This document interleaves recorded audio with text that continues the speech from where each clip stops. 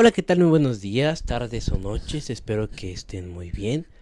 El día de hoy vamos a empezar con el tema de embriología del corazón.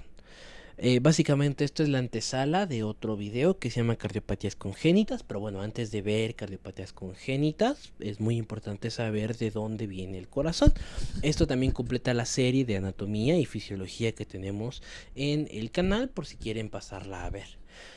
Vamos a comenzar con esta frase que se llama, bueno, que dice, mejor dicho, el idioma del corazón es universal, solo se necesita sensibilidad para entenderlo y hablarlo. Entonces, dicho esto, vamos a comenzar.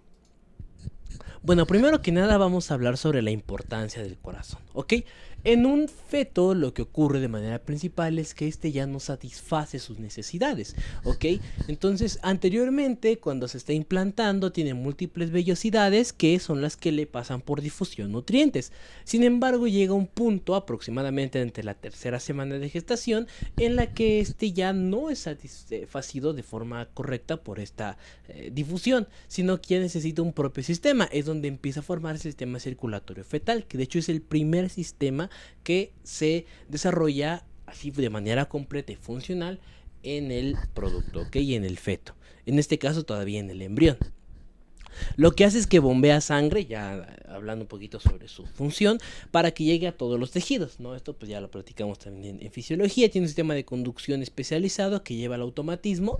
Son células específicas que se han modificado a través del tiempo y que han evolucionado para que el corazón tenga un ritmo, que hay una conducción.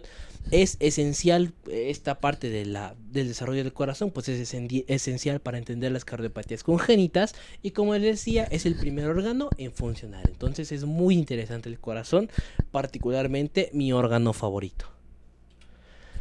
Bueno, la bibliografía principal que utilicé es Embriología de Arteaga. Sin embargo, también me basé en otras, pero me gustó mucho Arteaga porque lo divide en una etapa precardiogénica, una etapa de preasa y una etapa de posasa. También una etapa de asa cardíaca, pero eso lo vamos a ver un poquito más adelante. Lo que ocurre básicamente es que en una etapa precardiogénica es antes del corazón como tal, o sea, antes de que se forme, y donde inicia todavía una preparación del tejido para que migre, en específico del mesodermo esplácnico, que es de donde proviene el corazón. Y a través de esta migración de tejido, ahora sí comienza su desarrollo. La etapa de preasa es más la formación y desarrollo del tubo cardíaco, una estructura primaria de la que parte todo al final de cuentas. O sea, y es un tubo que poco a poco se va a plegar. Y esa es la etapa de la posasa, es decir, cuando este tubo cardíaco se va a plegar y va a dar muchas estructuras complejas que, pues bueno, ya las conocemos en el adulto, como aurículas, ventrículos, venas pulmonares, arterias, etcétera, ¿no? Pero eso va a ser poco a poco. Entonces vamos a ir definiendo cada una de ellas. Etapa precardiogénica, ¿ok? Primero que nada hay que entender que el producto se está desarrollando. Y en este producto que se va a estar desarrollando aproximadamente entre los 18 más o menos un días, se va a desarrollar dos áreas a cada lado, que se va a llamar campo cardiogénico, ¿ok? Que serían estas que están acá en unas áreas cardíacas. Las áreas cardíacas básicamente son tejido de donde va a comenzar un desarrollo y un crecimiento, en donde ahora sí va a empezar a haber factores de migración, ¿ok? Es una zona de preparación para donde va a estar el corazón. O sea, no sea como tal empezado a formar y desarrollar nada por el estilo, sino que está empezando a prepararse para ello. Sin embargo, hay un tejido que es muy parecido entre los 15 a los 18 días, lo que les decía, ¿no? Y su desarrollo, pues bueno, va a ser hasta los 18 días más o menos. Para que esto ocurra, necesita de muchas señales genéticas. Entre las más importantes son la proteína morfogenética ósea, factores de crecimiento fibroblástico, otros factores genéticos como NKX, MF2 o GATA, que bueno, si vieron el video de hematopoiesis, también están implicados en lo que es el desarrollo de la sangre. Entonces el sistema circulatorio que ayuda a la conducción de la sangre está relacionado con todos estos principios. También algo muy interesante es que justamente estas áreas cardíacas que van a empezar a formarse van a generar una estructura que se va a llamar una herradura cardiogénica. ¿ok? Que esta herradura cardiogénica al final de cuentas va a ser la estructura principal, de donde van a derivar muchas otras zonas como lo que son arterias, ¿ok? Y está formada principalmente por lo que se llama el manto mioendocárdico, ¿ok? Que este manto mioendocárdico al final de cuentas es lo que nos va a desarrollar todas las estructuras internas del corazón. ¿De dónde proviene el corazón? Proviene de, recordemos que hay una etapa de gastrulación en donde se forman las tres zonas principales, el endodermo, el ectodermo y el mesodermo, ¿no? En este caso, el corazón proviene del mesodermo esplácnico, ¿ok? Principalmente de lo que se llama el segundo campo cardiogénico. ¿Ok? ¿Qué es esto del segundo campo cardiogénico? Bueno, lo primero que ocurre es que hay un primer campo cardiogénico, ¿ok?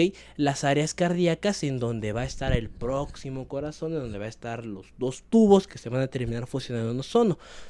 El segundo campo cardiogénico es cuando estas áreas primarias ya empiezan a formarse más, empiezan a desarrollarse y ahora sí empiezan con un desarrollo y un crecimiento.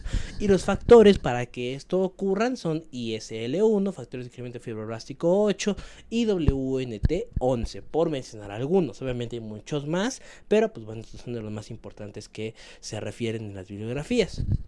Entonces, resumiendo, esto es lo que me gustó mucho de Arteaga, por si quieren darle una leída también.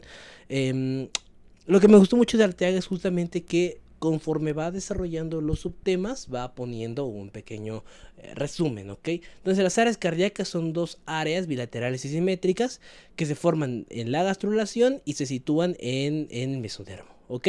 Son similares a todo el mesodermo, es decir, no hay un cambio muy diferente a otras células, sino que conforme vaya madurando se va a ir diferenciando. Ok, esta parte del mesodermo es más como de tejido sanguíneo, esta otra parte del mesodermo es más de tejido cardíaco, ¿ok? Entonces va a empezar a desarrollarse conforme va pasando el tiempo.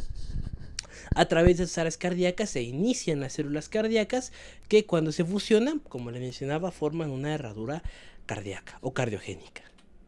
Ahora, el desarrollo como tal, bueno, lo primero que ocurre es que el embrión, esta es una vista cuando hacemos un corte a nivel del embrión, ¿ok? Sería un corte coronal a través del embrión. Lo que ocurre es que hay un plegamiento o transverso, si quieren verlo como que el embrión estaba paradito y bueno, lo cortamos ahí en esa parte. Es un plegamiento del embrión en donde hay un empuje neural, es decir, el cerebro y el desarrollo neurológico del embrión empieza a hacerse, ¿no? Y como se va estirando, va haciendo un plegamiento para adquirir esta forma como tal, característica como de caballito de mar. Ahí es donde hay un giro, en donde estas células se incluyen en un espacio que se llama la esplacnopleura, ¿ok? Que es esta zona de acá, en donde van a haber unas estructuras que se llaman acúmulos angiogénicos.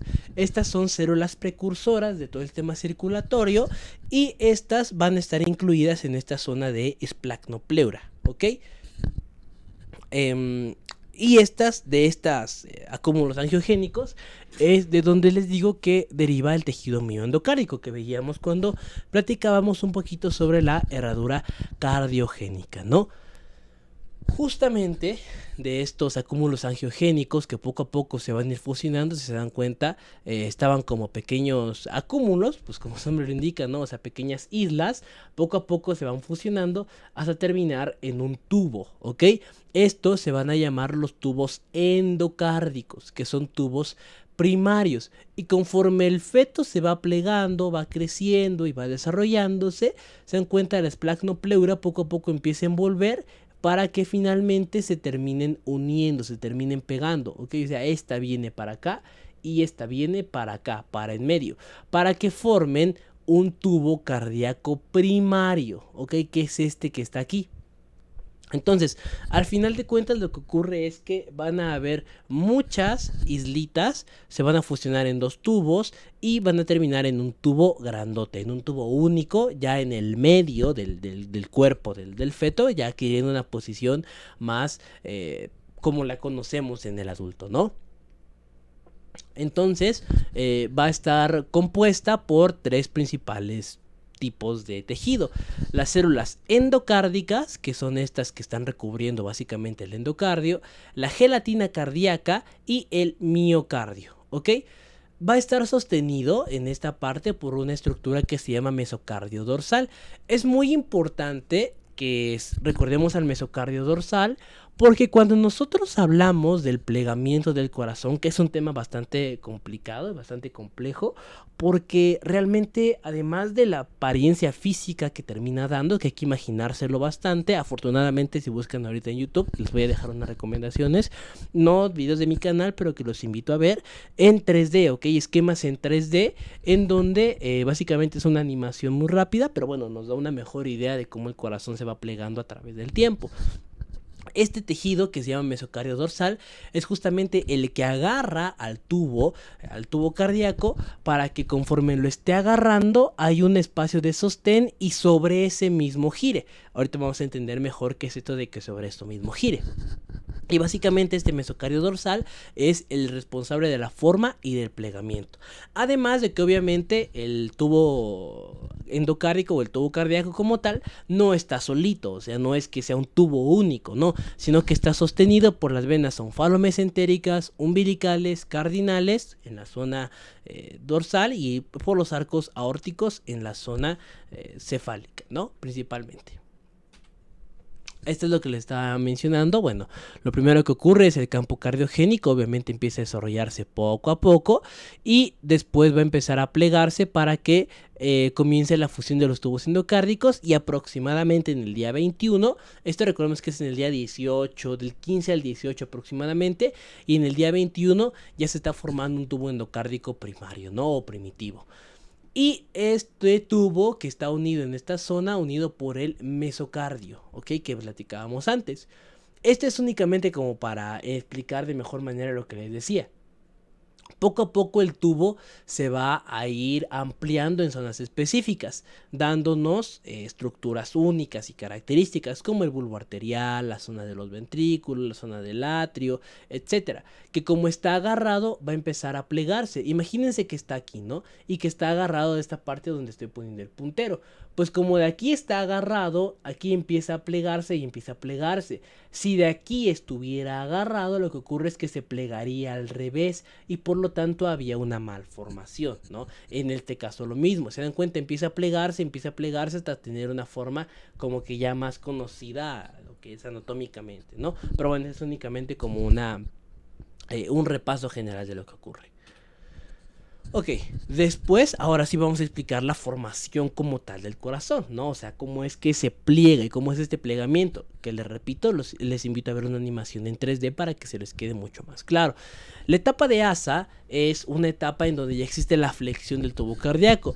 Lo que acabamos de ver es una etapa sí primaria, y luego una etapa de preasa, y ahorita es la etapa de asa, es decir, la etapa de flexión, en donde ya empieza a desarrollarse o donde el tubo cardíaco empieza a transformarse más en un corazón, ¿ok? Aproximadamente hacia el día 22 más menos 1, no es exacto, pero pues es un parámetro, hay una rotación del tubo, ¿ok?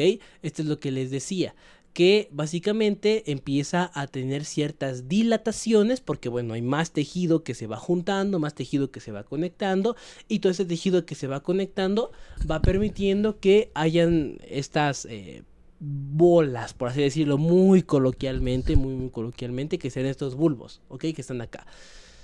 Esta forma de C que tiene el corazón poco a poco se va acentuando gracias a que el mesocardio los está agarrando. Sin embargo, conforme va girando cada vez más, el giro termina rompiendo el mesocardio dorsal, por lo que al final de cuentas ya va a quedar sostenido por lo que son los arcos arteriales y por las venas que llegaban de por sí al corazón, ¿ok?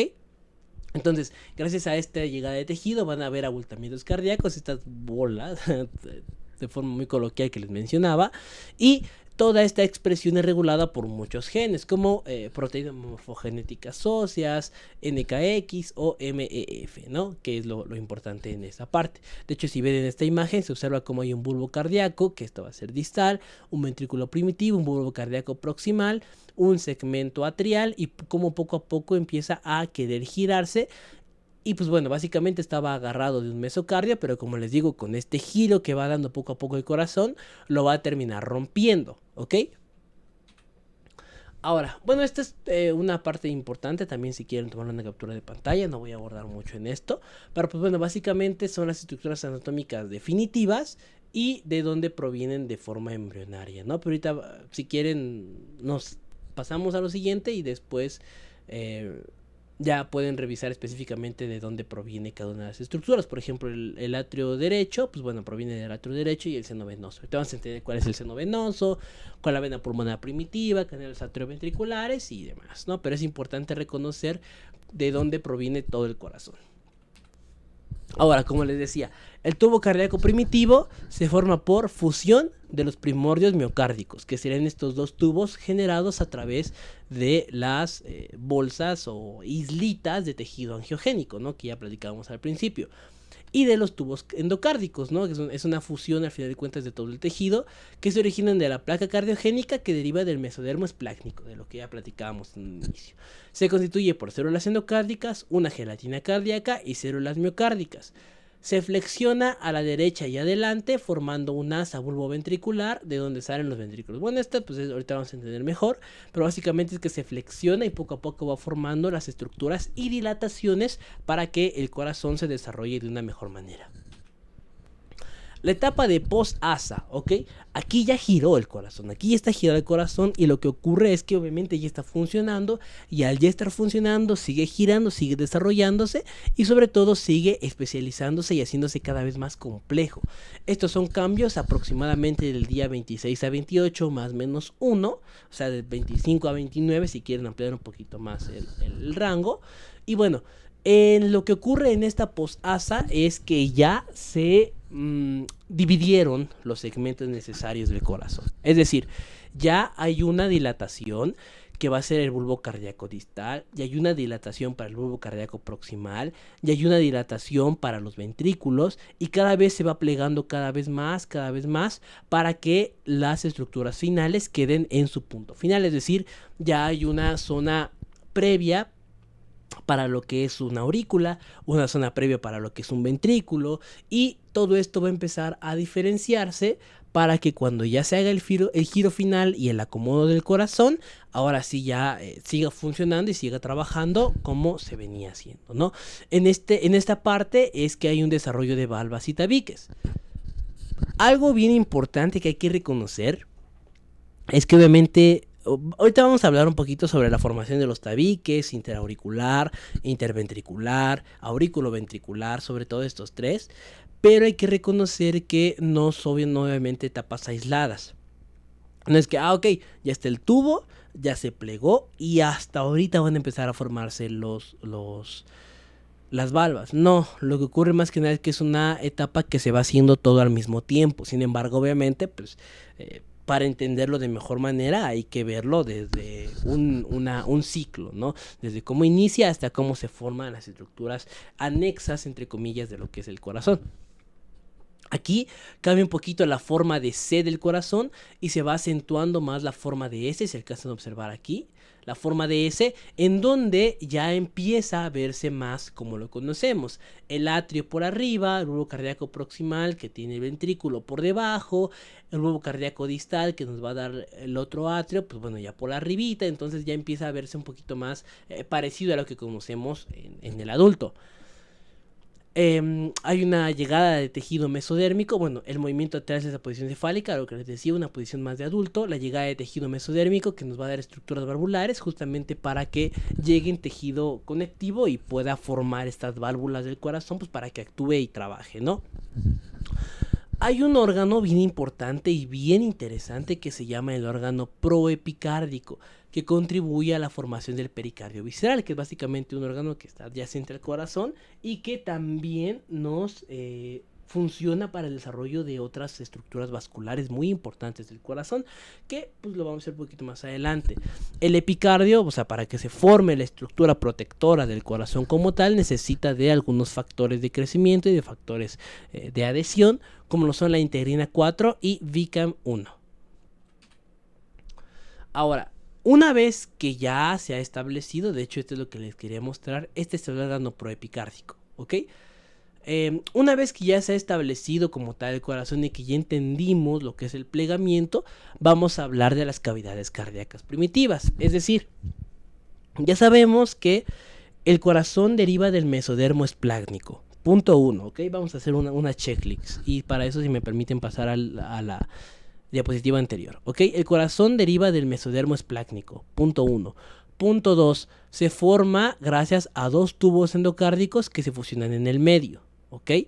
Estos tubos endocárdicos que se fusionan en el medio se sostienen por un tejido que se llama mesocardio. Este mesocardio permite que haya un giro y este mismo giro permite que ese mesocardio se rompa. ¿Para qué? Para que ya adquieran una forma característica con sus aurículas en su lugar, es decir, en la posición de arriba, si queremos verla en un sentido anatómico, pues hacia cefálico, y los ventrículos hacia caudal o hacia abajo, ¿no? Es en una zona mucho más adecuada de entender.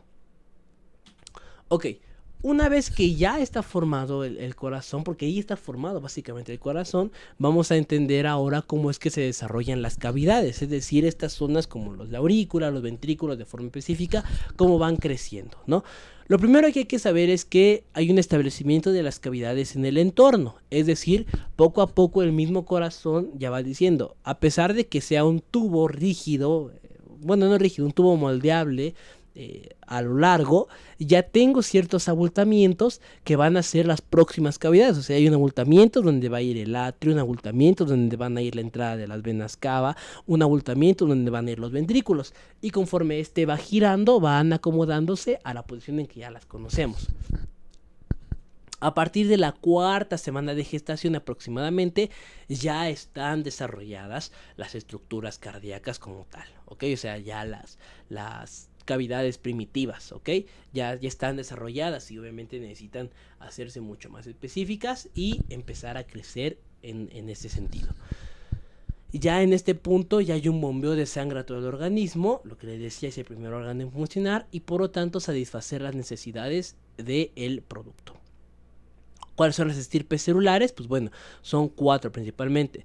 Células de la herradura cardiogénica, que son estas que están acá, o sea, de la herradura principal es donde deriva todo.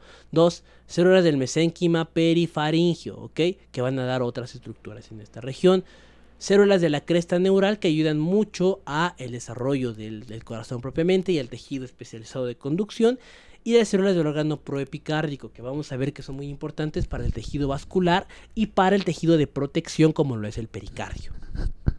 La gelatina cardíaca, si recuerdan, había 3 zonas, que era la zona de las células endocárdicas, la gelatina cardíaca y la zona externa, ¿no? En este caso, la gelatina cardíaca va a haber una transformación extracelular que va a permitir que se transforme en un mesénquima, o sea, en otra forma de tejido que va a hacerse mucho más duro, mucho más rígido. ¿Por qué?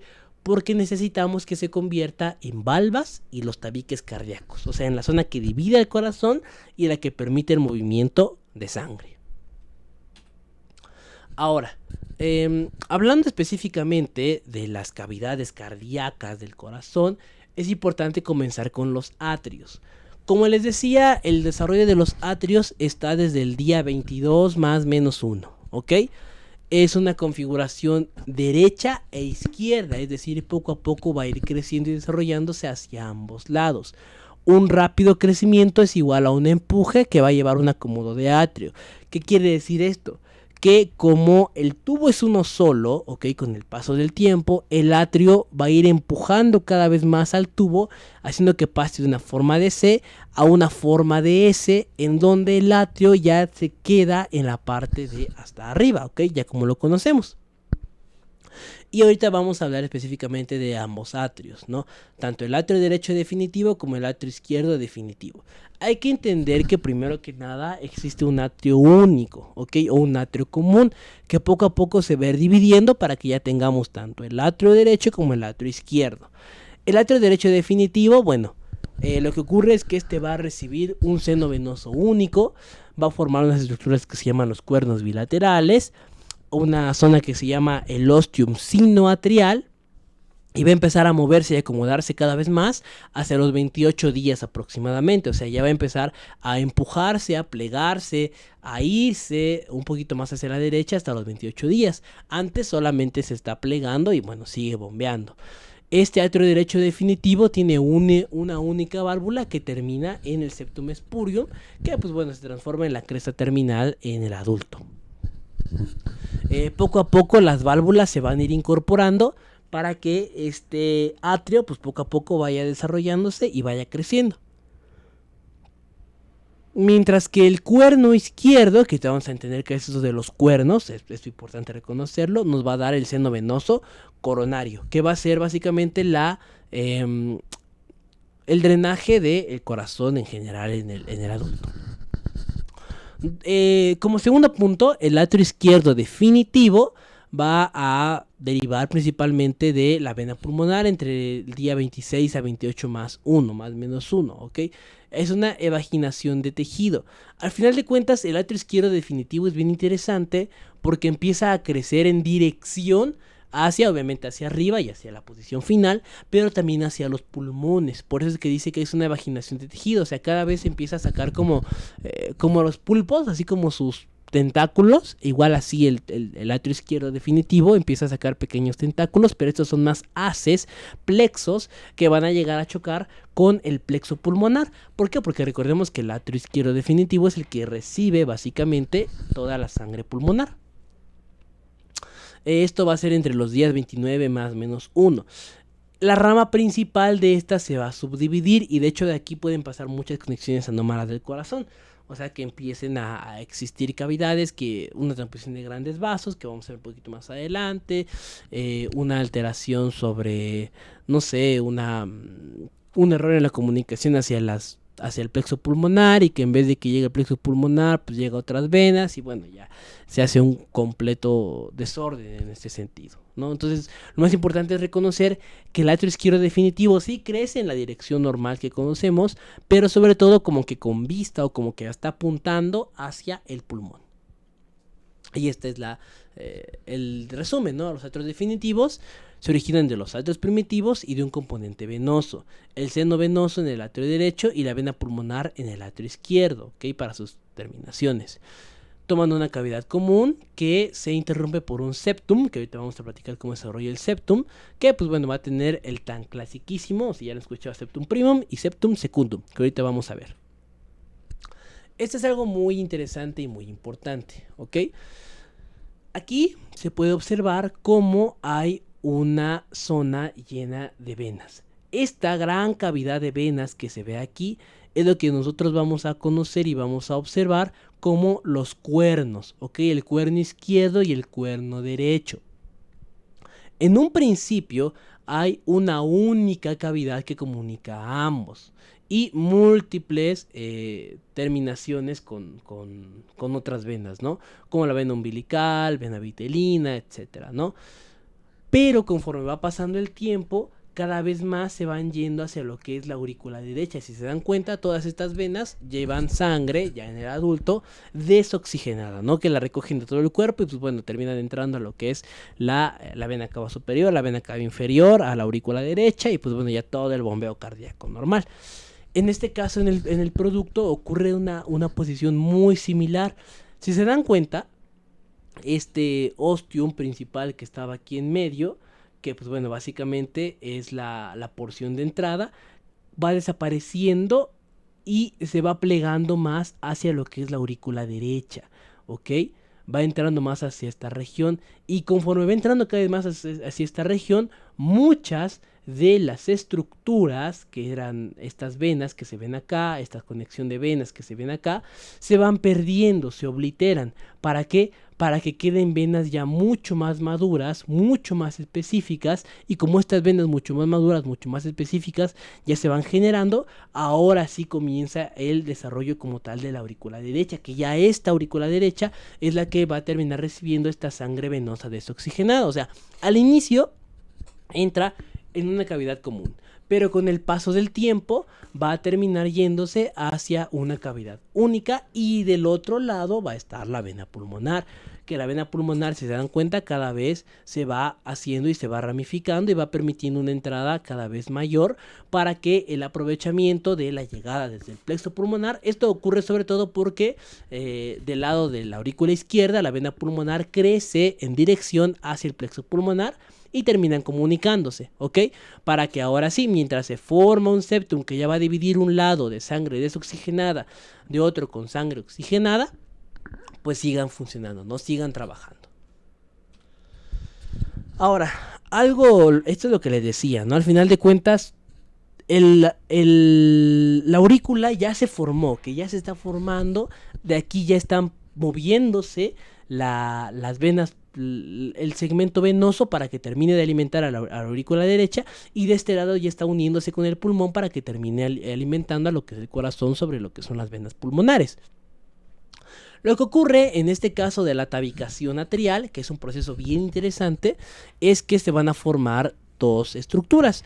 Una que se llama el septum primum y otra el septum secundum. Ahorita vamos a entender mejor qué es esto de septum primum y septum secundum.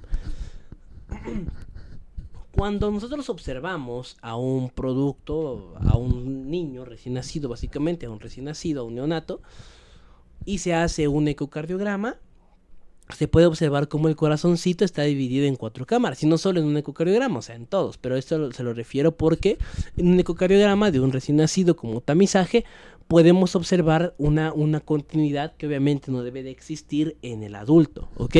Esta sería una comunicación interauricular que es patológico.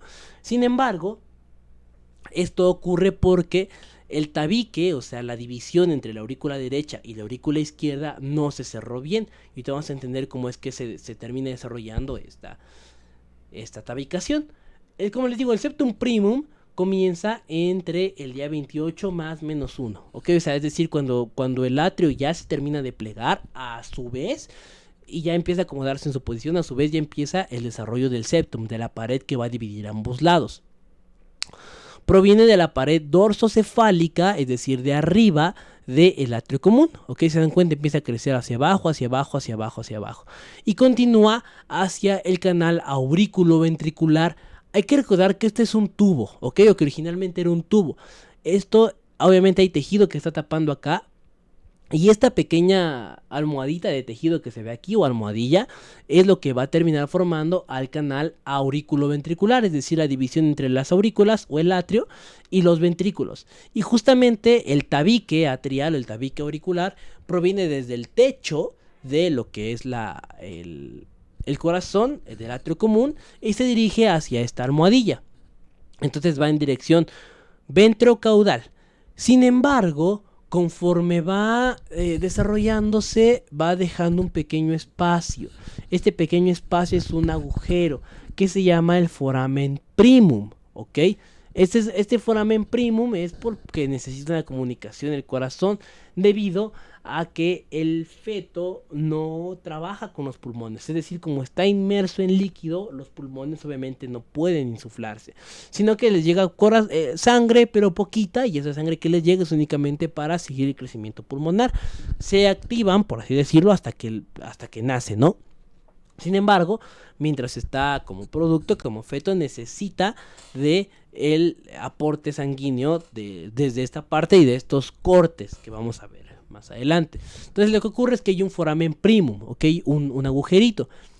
Sin embargo, conforme cada vez más empieza a desarrollarse el tejido, se va a ver un cierre del foramen primum. ¿Y por qué les digo que está entre comillas? Porque realmente no se forma un cierre como tal, sino que a pesar de que parece que obviamente ya no está este agujero y se ve así, hay un pequeño proceso de apoptosis, es decir, hay como agujeritos en todo el tabique que van a imposibilitar que se cierre por completo, porque como les digo, necesita ese espacio la circulación fetal.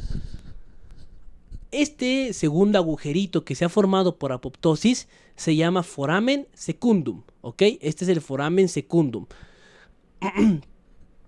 Y después, lateral al septum, a este foramen, se empieza a desarrollar el septum secundum. Es decir, tenemos un tabique primario que permite el paso de tejido, de sangre, Cuando el tabique primario se cierra, entre comillas porque aquí en medio ya hay ciertas perforaciones gracias a apoptosis, empieza a crecer el ostium secundum, ¿ok? Que sería este segundo espacio generado por apoptosis. Sin embargo, hay un desarrollo del foramen secundum, del septum secundum, que este septum secundum es el que termina generando un tabique mucho más potente, mucho más fuerte y generando una válvula, que esta es la que se va a cerrar cuando el producto nazca, ¿ok? La fusión de este septum se va a dar entre el día 43 más menos 1 y va a dejar esta fosa oval, ¿ok? Un foramen oval, que sería este shunt fisiológico, es decir, una comunicación entre la aurícula derecha y la aurícula izquierda, que obviamente en el feto la aurícula derecha va a tener mucho más presión que la izquierda. Sin embargo, ya en el producto nacido y en el adulto, la aurícula izquierda tiene más presión que la aurícula derecha y por lo tanto este va a cerrarse. Es decir, la sangre pasa aquí, ¿ok? Como tiene más presión de este lado, empieza a pasar así, como estoy moviendo el cursor. Sin embargo, cuando una persona nace, la presión aquí aumenta y este foramen se cierra, ¿ok? Por pura fisiología y por pura presión, este ya no va a permitir plegarse hacia acá, sino que todo lo contrario, ¿ok? Esto, pues bueno, si no se cierra, pues ya es patológico y es lo que conocemos como la comunicación interauricular. Y la función valvular del septum es lo que provoca un cierre fisiológico, como les venía mencionando. Entonces, los atrios definitivos se originan de los atrios primitivos y de un componente venoso. En el caso del atrio derecho es el seno venoso y en el caso del izquierdo es la vena pulmonar primitiva. Al principio van a formar una cavidad común que se divide por un septum interatrial que va a originar un septum primum y un septum secundum, ¿no? Que ya van a generar este tabique interauricular. Y esto es bien interesante también, como hay un segmento venoso y origen embrionario. La cava superior, pues bueno, depende de la vena cardinal común derecha y la cardinal anterior derecha. Igual les dejo esta pequeña tablita. De hecho, si recuerdan, había una imagen en donde veíamos cómo los cuernos cada vez se van plegando más hacia lo que es la aurícula derecha. Pues bueno, justamente es porque las estructuras cada vez van compartiendo más hacia lo que es su aurícula definitiva. En el siguiente punto es el de la unión aurículo-ventricular, ¿ok? Tal y como les mencionaba, el tubo pues es eso, un cilindro que está rodeado por múltiples tejidos, ¿ok? Y esto es bien importante de reconocer en este sentido.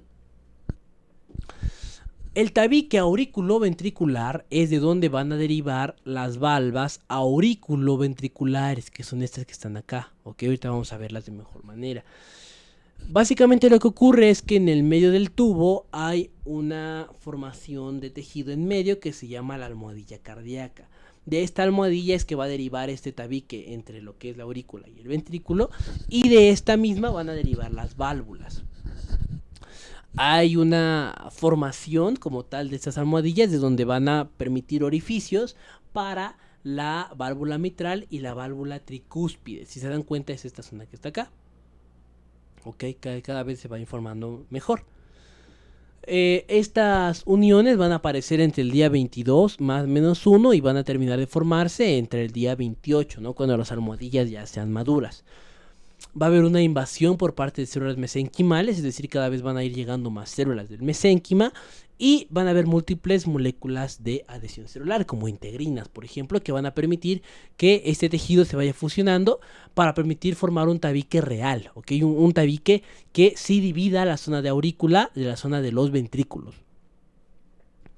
El extremo atrial va al septum primum, es decir, si ustedes recuerdan en esta parte, y me voy a dirigir un poquito, esta almohadilla va a empezar a formar tejido, ¿ok?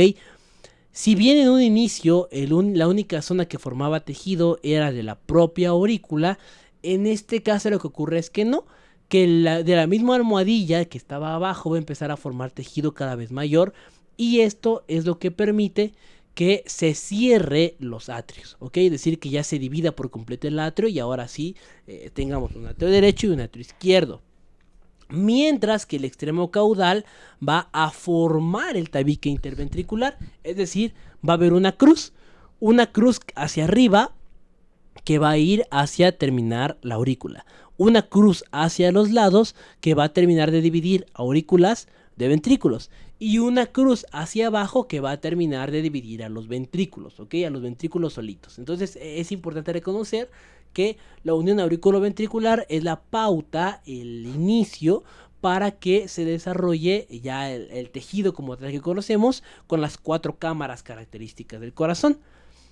La almohadilla dorso inferior, o sea, la de la parte de abajo, va a generar unas pequeñas estructuras que se llaman tubérculos.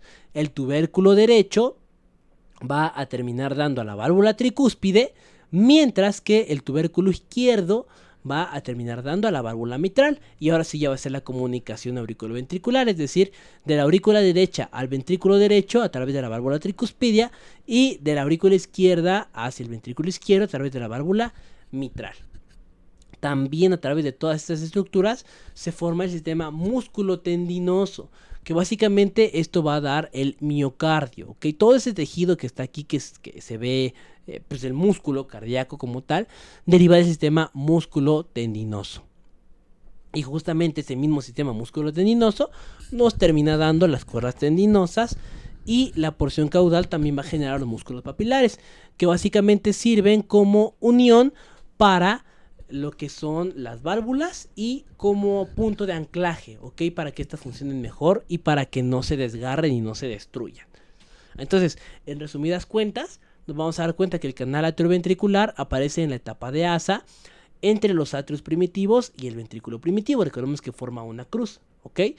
Se divide en un orificio derecho que va a formar la válvula tricúspide y un orificio izquierdo que va a formar la válvula mitral. En su interior van a haber almohadillas ventrosuperiores, o sea, las que van a terminar de dividir a lo que es las aurículas, dorso inferiores que terminan de dividir a los ventrículos, es decir, ventrosuperiores hacia arriba, dorso inferiores hacia abajo y laterales hacia los lados que terminan de dividir a las aurículas de los ventrículos. Esta es la parte 1 del desarrollo del corazón. En la parte 2 vamos a terminar de ver y les voy a mostrar toda la referencia que también utilicé para el desarrollo tanto de los ventrículos como de las válvulas como del sistema de conducción cardíaco. Dicho esto, muchas gracias, nos vemos en la parte 2 de este video.